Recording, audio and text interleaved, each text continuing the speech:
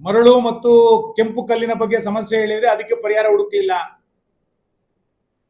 ಕಡಲ್ ಕೊರೆತಕ್ಕೆ ಉತ್ತರವೇ ಕೊಡಲಿಲ್ಲ.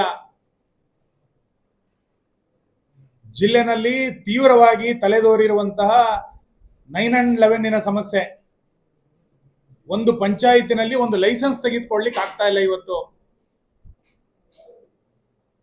ಅಕ್ರಮ ಸಕ್ರಮದ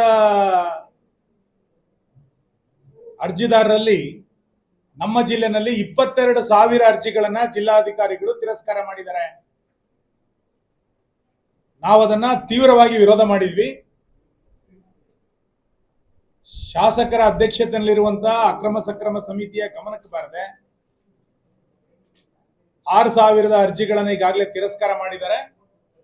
16,000 ಅರ್ಜಿಗಳು ತಿರಸ್ಕಾರ ಮಾಡಲಿಕ್ಕೆ ತಹಸೀಲ್ದಾರಿಂದ ಶಿಫಾರಸಾಗಿ ಬಂದಿದೆ. ಶಾಸಕರ ಅಧ್ಯಕ್ಷತೆಯಲ್ಲಿರುವಂತಹ ಸಮಿತಿಗೆ ಗಮನಕ್ಕೆ ಬಾರದಲ್ಲೇ ಹೇಗೆ ತಿರಸ್ಕಾರ ಮಾಡ್ತೀರಿ? ಶಾಸಕರ ಹಕ್ಕುಗಳನ್ನ ಮೊಟಕುಗೊಳಿಸ್ತಾ ಇದ್ದೀರಿ ಅಂತಂದಾಗ ಅದನ್ನ ನಾನು ಕೇಂದ್ರದ ತನಕ ಮಾತಾಡಿ ಅಲ್ಲಿ ತನಕ ತಿರಸ್ಕಾರ ಮಾಡಬೇಡಿ ಎನ್ನುವಂತ ತಾತ್ಕಾಲಿಕವಾದಂತಹ ಉತ್ತರವನ್ನು ಕೊಟ್ಟಿದ್ದಾರೆ. ಅವರ ಉತ್ತರಕ್ಕೆ DC ಅವರು ಸಮ್ಮತಿ ಕೊಡ್ಲಿಲ್ಲ. ಅದು ಆಶ್ಚರ್ಯ. ನನಗೆ ಬೆಂಗಳೂರಿನಿಂದ ಸುತ್ತೋಲೆ ಇದೆ, ನಾನೇನು ಮಾಡ್ಲಿಕ್ಕೆ ಆಗಲ್ಲ ಅಂತ ಅವ್ರು ಹೇಳ್ತಾರೆ.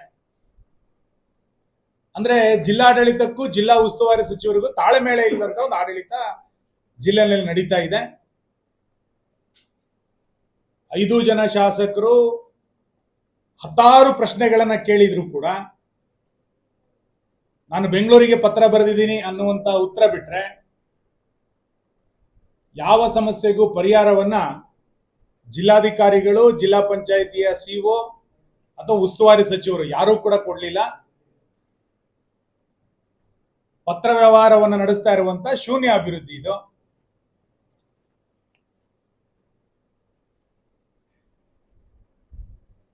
ಸರ್, ಈ ಸರ್ಕಾರದಲ್ಲಿ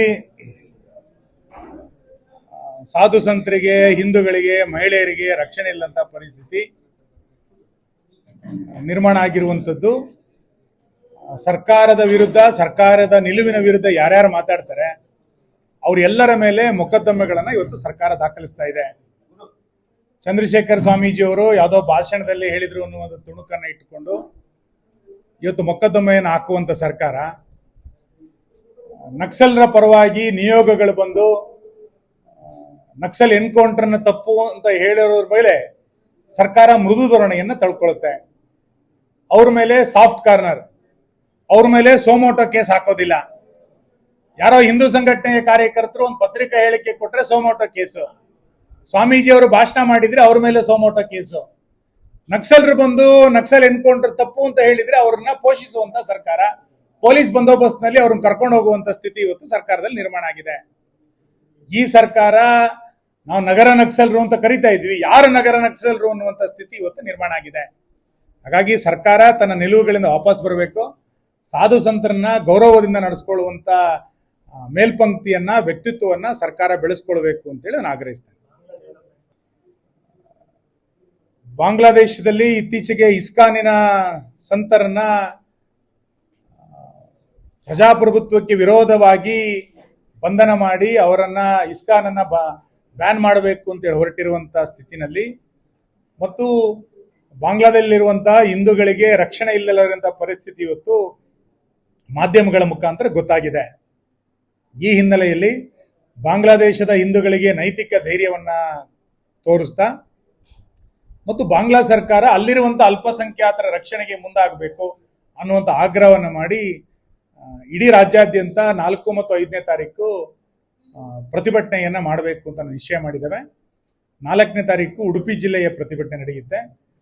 ಸಾವಿರಾರು ಸಂಖ್ಯೆಯ ಹಿಂದೂಗಳು ಬಾಂಗ್ಲಾದ ಹಿಂದೂಗಳ ರಕ್ಷಣೆಗೆ ಧ್ವನಿ ಆಗ್ಲಿಕ್ಕೋಸ್ಕರ ಈ ಪ್ರತಿಭಟನೆಯಲ್ಲಿ ಭಾಗವಹಿಸಬೇಕು ಅನ್ನುವಂಥ ವಿನಂತಿಯನ್ನ ನಾನು ಮಾಡ್ತೇನೆ. ಇಲ್ಲಿಯ ತನಕ 5 ಜನ ಶಾಸಕರನ್ನ ಒಂದು ದಿನವೂ ಬೆಂಗಳೂರಿನಲ್ಲಿ ಕರೆದು ಮಾತಾಡಲಿಲ್ಲ, ಸಮಸ್ಯೆಗಳ ಬಗ್ಗೆ ಆಲೋಚನೆಯನ್ನ ಮಾಡಲಿಲ್ಲ ಅನ್ನುವಂತ ತೀವ್ರ ವಿರೋಧವನ್ನ ಇವತ್ತು ನಾವು ವ್ಯಕ್ತ ಮಾಡಿದ್ದೇವೆ. ನಾವು ಜನಪ್ರತಿನಿಧಿಗಳಾಗಿ ಉಡುಪಿಯ ಅಭಿವೃದ್ಧಿಯ ಬಗ್ಗೆ ಕಳಕಳಿಯನ್ನು ಇಟ್ಕೊಂಡಂತವರು. ವಿನಾಕಾರಣ ಸಭೆಯಲ್ಲಿ ವಿರೋಧಗಳು, ಗದ್ದಲಗಳು ಆಗಬಾರದು ಅನ್ನುವ ಕಾರಣಕ್ಕೆ ತಾಳ್ಮೆಯಿಂದ 3 ಗಂಟೆಗಳ ಕಾಲ ಸಭೆಯನ್ನ ನಡೆಸಲಿಕ್ಕೆ ಬಿಟ್ಟಿದ್ದೇವೆ.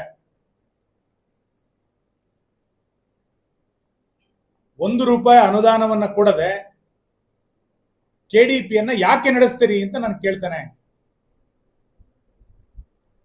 ಕೆಡಿಪಿ ಇರೋದೇ ಪ್ರಗತಿಯ ಪರಿಶೀಲನೆ ಅಂತಂದ್ರೆ ಪ್ರಗತಿ ಆದ್ರೆ ಪರಿಶೀಲನೆ, ಪ್ರಗತಿಯೇ ಆಗ್ಲಿಲ್ಲ ಅಂದ್ರೆ ಯಾವ ಪರಿಶೀಲನೆ?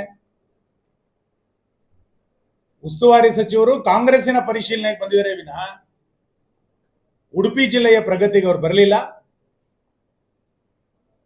ನಾವು ಈ ಹಿಂದೆ ಎಲ್ಲ ಶಾಸಕರು ತೀರ್ಮಾನ ಮಾಡಿದ್ವಿ, ಮುಖ್ಯಮಂತ್ರಿಗಳ ವಿರುದ್ಧ ಮುಖ್ಯಮಂತ್ರಿಗಳಿಗೆ ಪ್ರತಿಭಟನೆಯನ್ನು ಮಾಡ್ತೀವಿ ಅಂತ. ನಡುವೆ ವಿಧಾನ ಪರಿಷತ್ತಿನ ಚುನಾವಣೆ ನೀತಿ ಸಮಿತಿಗಳು ಬಂದಿದ್ರಿಂದ ನಮ್ಗೆ ಆಗಿರಲಿಲ್ಲ. ನಾವಿದೆಲ್ಲದನ್ನು ಕೂಡ ಬೆಳಗಾಂ ಅಧಿವೇಶನದಲ್ಲಿ ಬಹಳ ದೊಡ್ಡ ಪ್ರಮಾಣದಲ್ಲಿ ನಮ್ಮ ಜಿಲ್ಲೆಯ ಬಗ್ಗೆ ಧ್ವನಿಯನ್ನು ಎತ್ತುತ್ತವೆ. ಮೀಟಿಂಗ್ ಮುಗಿದ ನಂತರ ಜಿಲ್ಲಾ ಉಸ್ತುವಾರಿ ಸಚಿವರಿಗೆ ನಾವು ಮತ್ತೆ ವಿನಂತಿ ಮಾಡಿದ್ದೇವೆ, ಈ ಎಲ್ಲ ಸಮಸ್ಯೆಗಳಿಗೆ ಸಂಬಂಧಪಟ್ಟಂತೆ ನೀವು ಸಂಬಂಧಪಟ್ಟಂತ ಇಲಾಖಾ ಕಾರ್ಯದರ್ಶಿಗಳನ್ನು ಕರೆದು ಮಾತುಕತೆಗಳನ್ನು ಮಾಡಬೇಕು, ಇಲ್ಲ ಅಂತಾದ್ರೆ ಸಮಸ್ಯೆ ತೀವ್ರ ಆಗುತ್ತೆ. ಈಗಾಗಲೇ ಮರಳು ಕೊರತೆ ಪ್ರಾರಂಭ ಆಗಿದೆ ಜಿಲ್ಲೆನಲ್ಲಿ.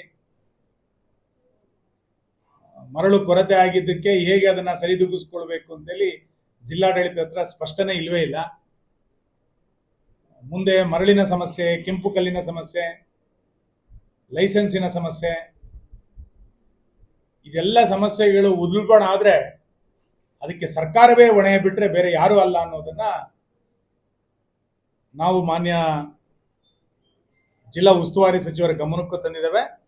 ನಾನು ಜನರಿಗೂ ಕೂಡ ಹೇಳ್ತೇನೆ, ಜಿಲ್ಲೆಯಲ್ಲಿ ಆಗುವಂತಹ ಸಮಸ್ಯೆಗಳಿಗೆ ಸರ್ಕಾರವೇ ಹೊಣೆ. ನಾವು ಶಾಸಕರು ಎಷ್ಟೇ ಒತ್ತಾಯ ಮಾಡಿದ್ರೂ ಕೂಡ ಕಿವಿಯೂ ಕೇಳದಂತಹ ಕಿವುಡು ಮತ್ತು ಮೂಕ ಸರ್ಕಾರ ಇದು. ಕೇಳಿಸ್ಕೊಳ್ಳೋದು ಇಲ್ಲ, ಬಾಯಿ ಬಿಡೋದು ಇಲ್ಲ ಅಂತ ಒಂದು ಪರಿಸ್ಥಿತಿ ಇವತ್ತು ಸರ್ಕಾರಕ್ಕೆ ಬಂದಿದೆ. ನಾನೆಲ್ಲ ವಿವರಕ್ಕೆ ಹೋಗಲ್ಲ, ನಿಮಗೆ ಜೆರಾಕ್ಸ್ ಕಳಿಸ್ಕೊಡ್ತೇನೆ. ಎಲ್ಲವೂ ಶೂನ್ಯ ಸಾಧನೆ ಹೇಗಿದೆ ಅನ್ನೋದನ್ನ ನೀವು ನೋಡಿ ಪ್ರಗತಿ ಪರಿಶೀಲನೆಯಲ್ಲಿ. 3 ಜಿಲ್ಲೆ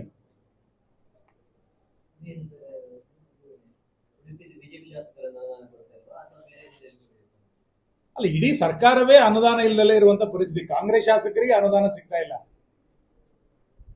ಕಾಂಗ್ರೆಸ್ನವರ ಎಲ್ಲ ಕಡೆಗಳಲ್ಲೂ ಕೂಡ ಅಸಮಾಧಾನವನ್ನು ವ್ಯಕ್ತ ಮಾಡ್ತಾ ಇದ್ದಾರೆ.